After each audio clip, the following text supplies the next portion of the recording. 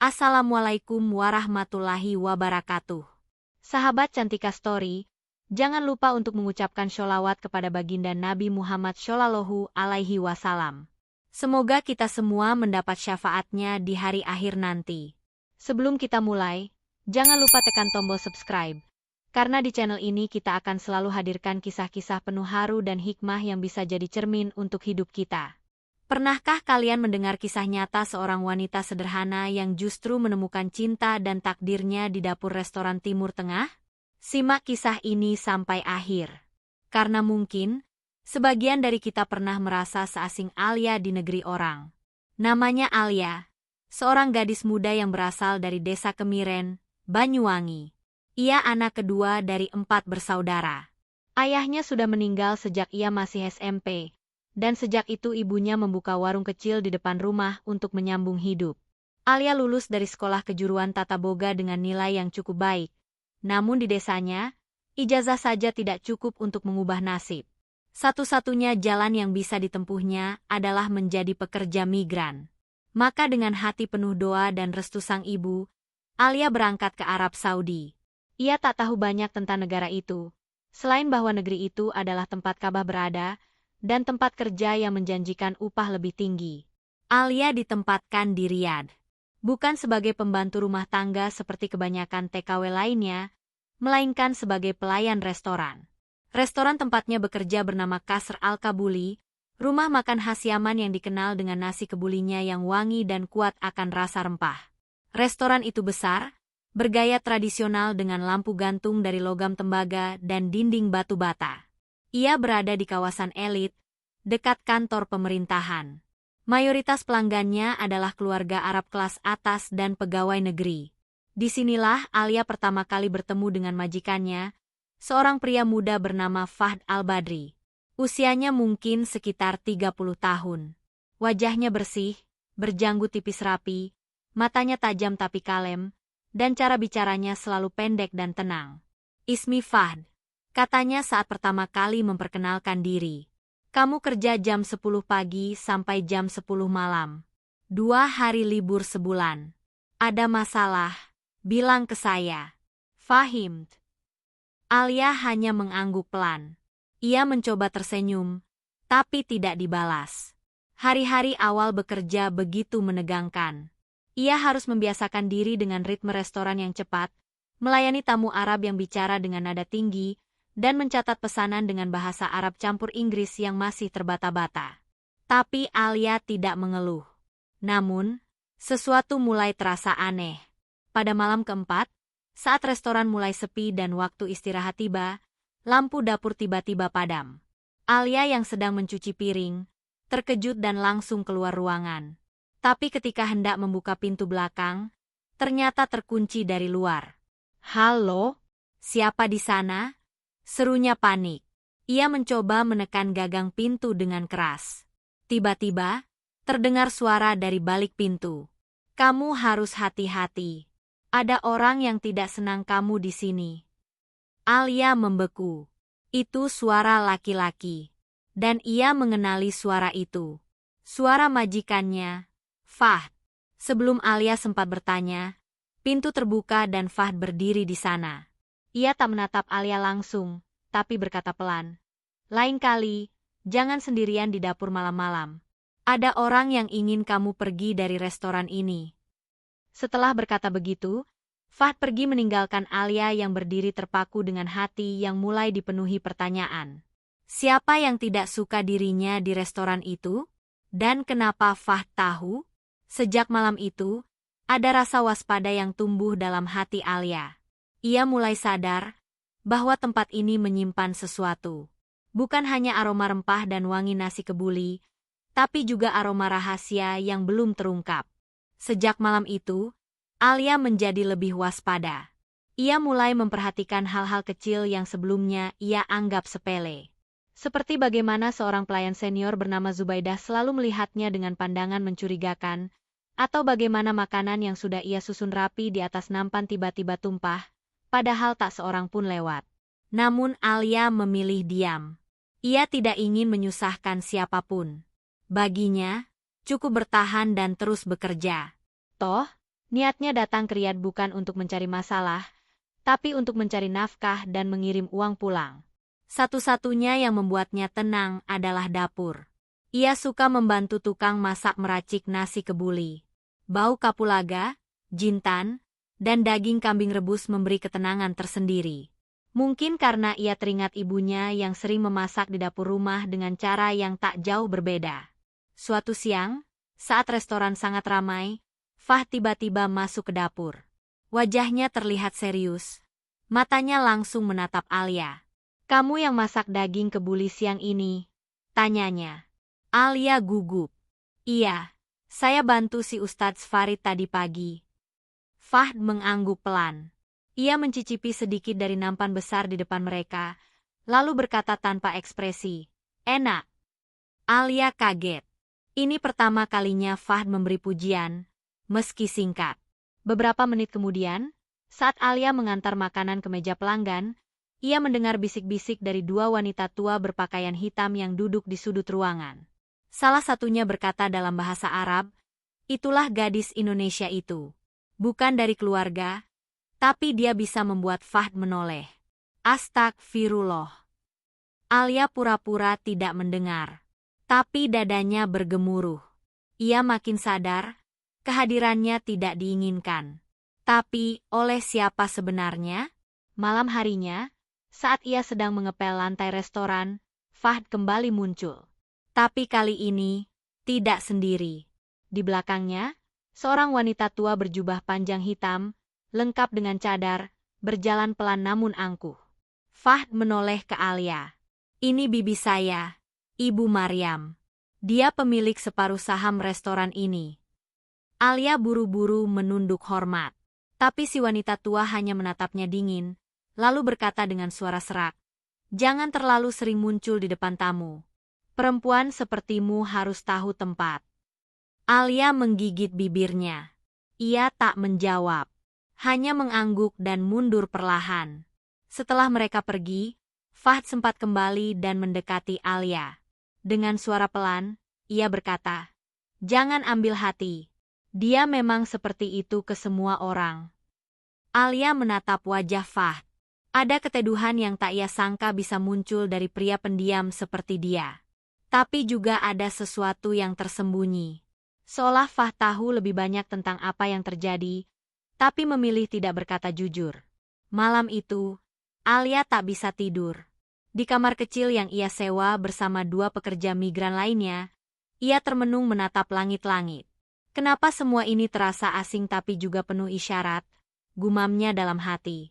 Esok paginya, saat baru sampai di restoran, Alia mendapati sebuah amplop kecil tergelincir di bawah pintu ruang staf.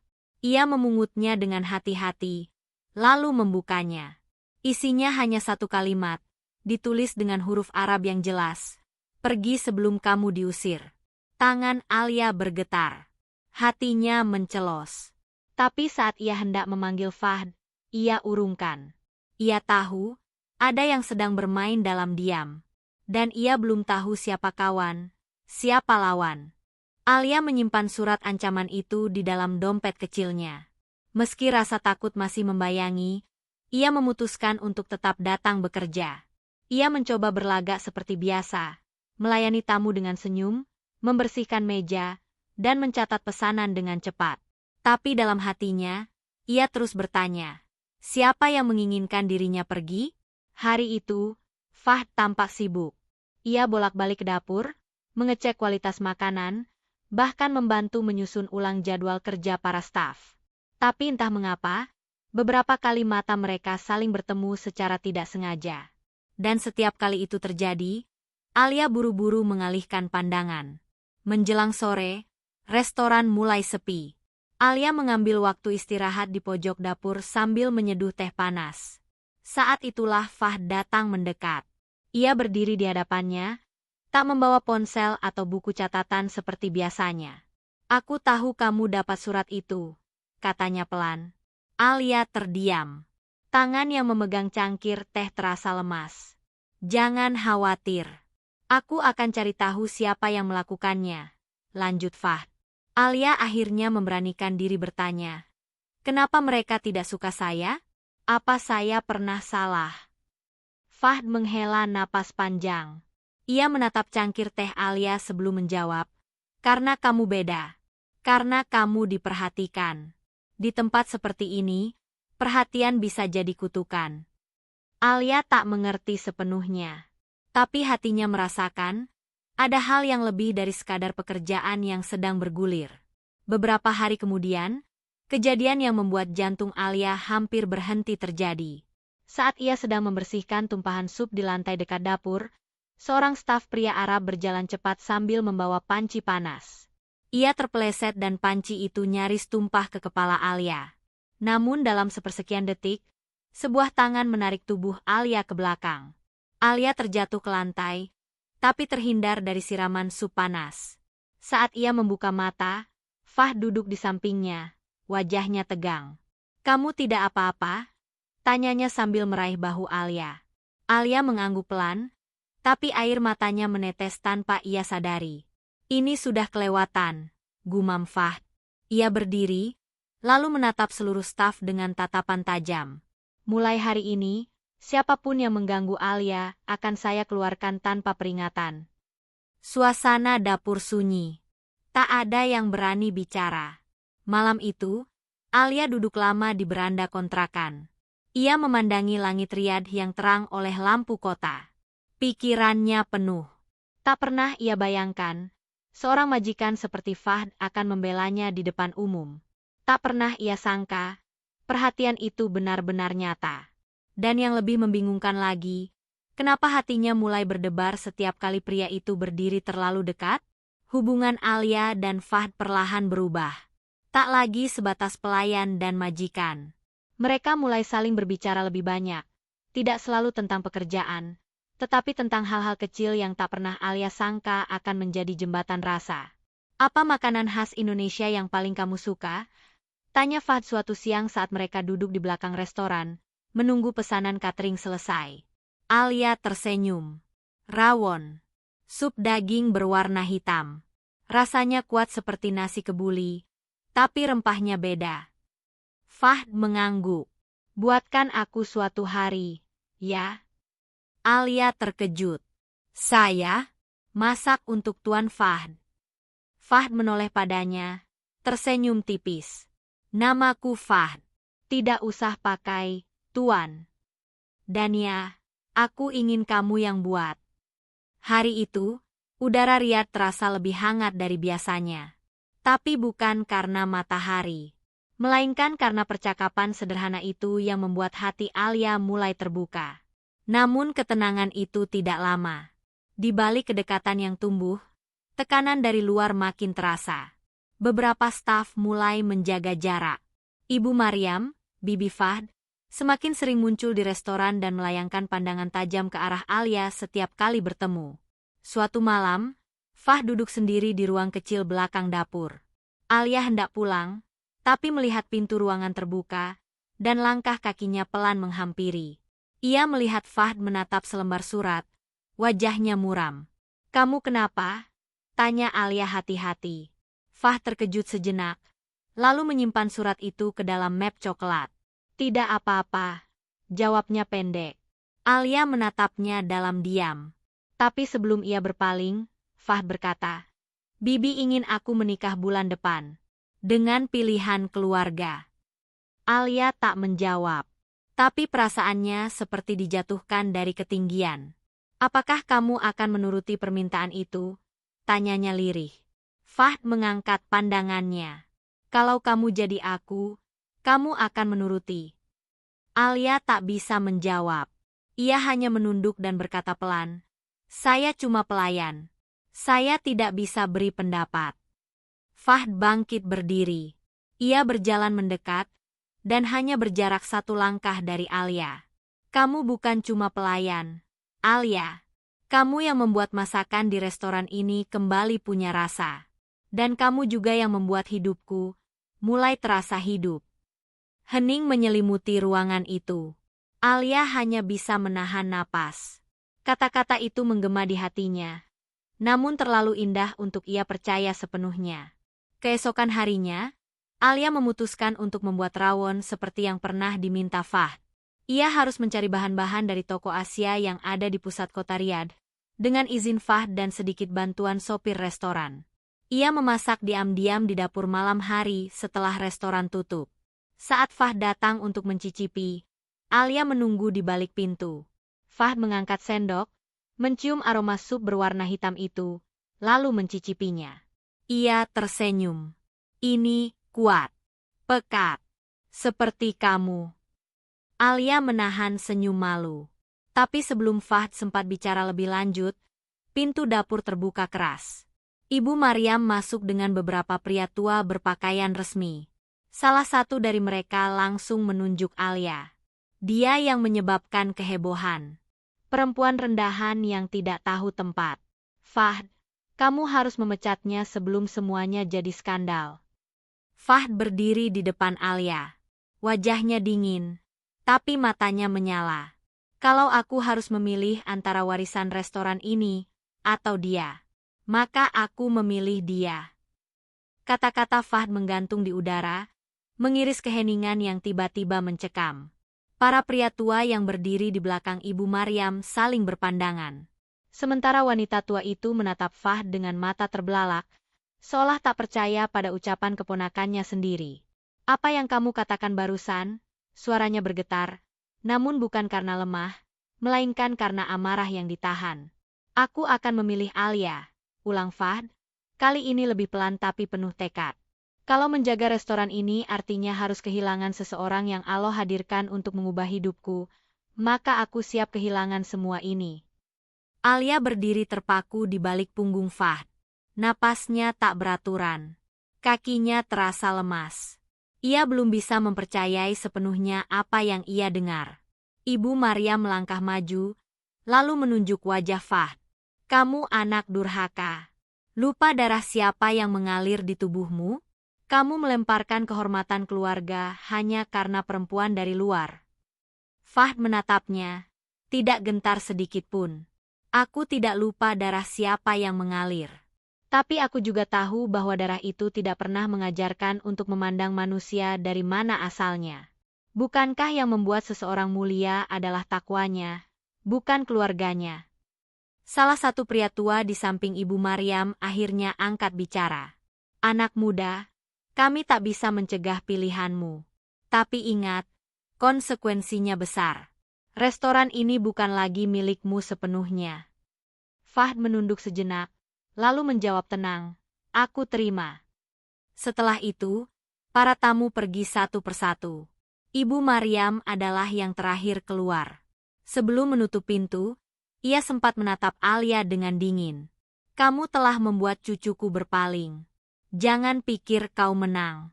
Ini baru awal. Ketika pintu tertutup sepenuhnya, keheningan menyelimuti dapur restoran.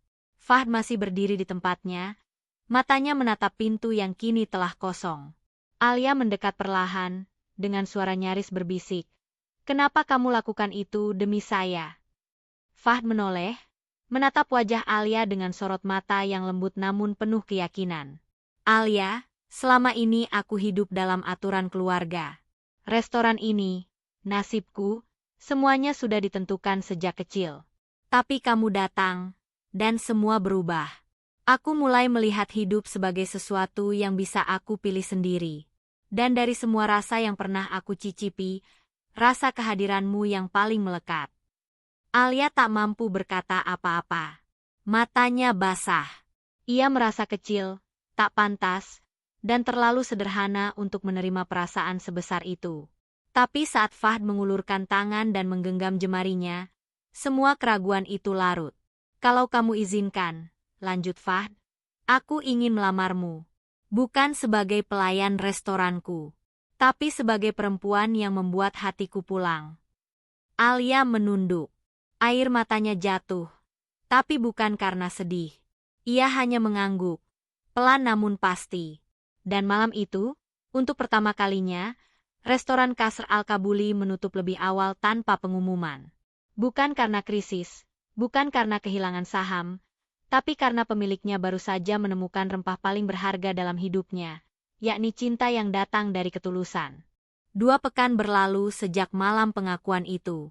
restoran Kasr Al-Kabuli tak lagi seramai dulu. Beberapa pelanggan setia tampak enggan datang, konon karena bisik-bisik yang menyebar tentang Fahd yang akan menikahi pelayan Indonesia. Namun sebagian lain justru datang karena penasaran. Fahd tidak peduli. Ia tetap berdiri di dapur setiap pagi, mengenakan celemek seperti biasa, membantu memotong daging dan mengecek bumbu. Alia juga tetap bekerja, meski kini ia tak lagi dibentak atau dipelototi. Para staf mulai melihatnya dengan pandangan berbeda, bukan lagi sekadar orang luar, tapi sosok yang mampu mengguncang fondasi keluarga Al-Badri. Hari itu, Fahd membawa Alia ke sebuah toko perhiasan di distrik Al-Malas. Ia diam sejenak di depan etalase, menatap sebuah cincin sederhana dengan batu zamrud hijau. Cincin ini bukan paling mahal di toko ini, katanya sambil menoleh ke Alia, tapi warnanya mengingatkanku pada sesuatu. Apa?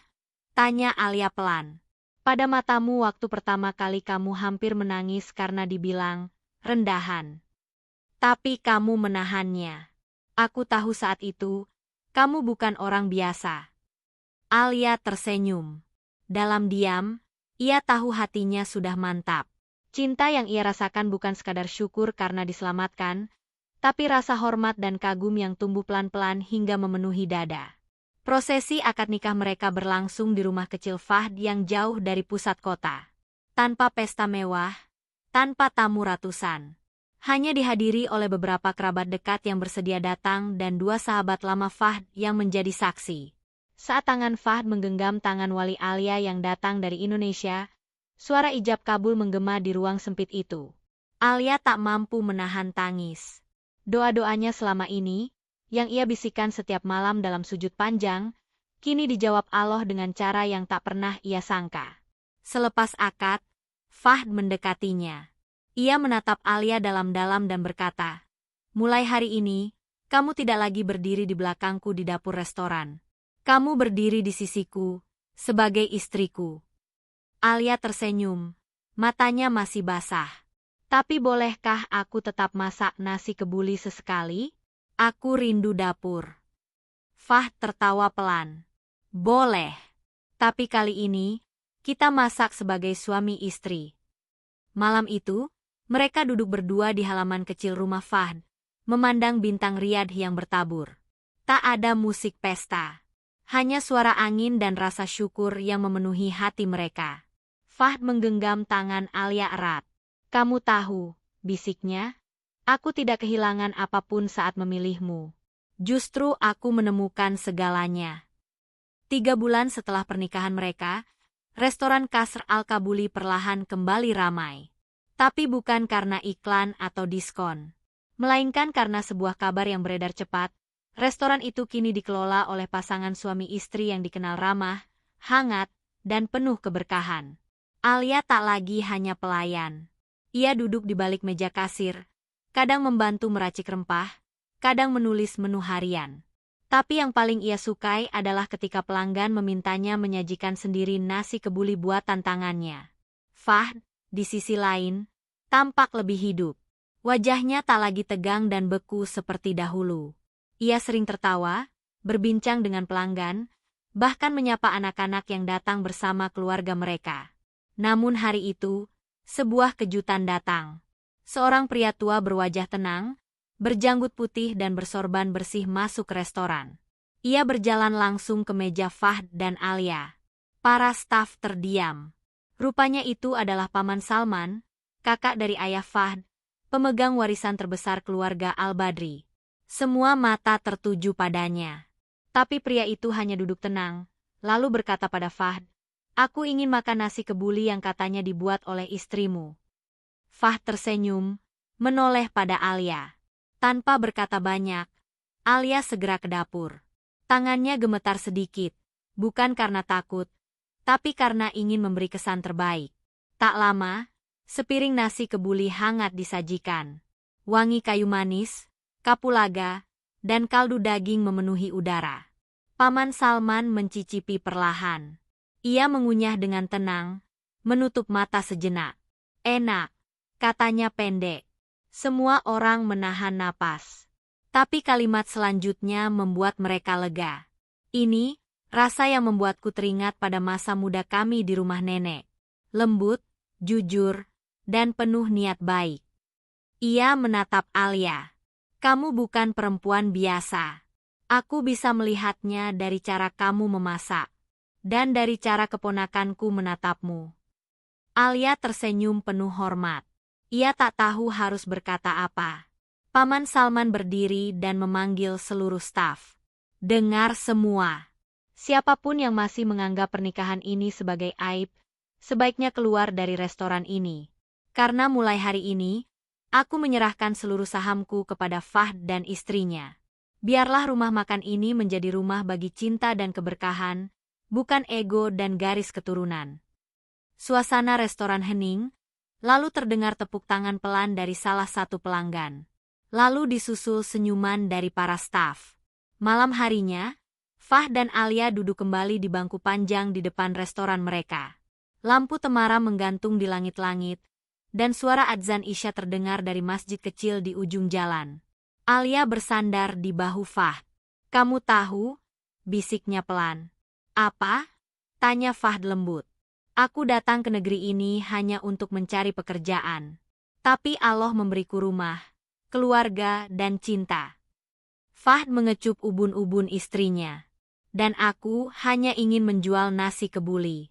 Tapi Allah memberiku perempuan yang menjadi doaku setiap hari. Langit Riyadh malam itu seolah ikut tersenyum.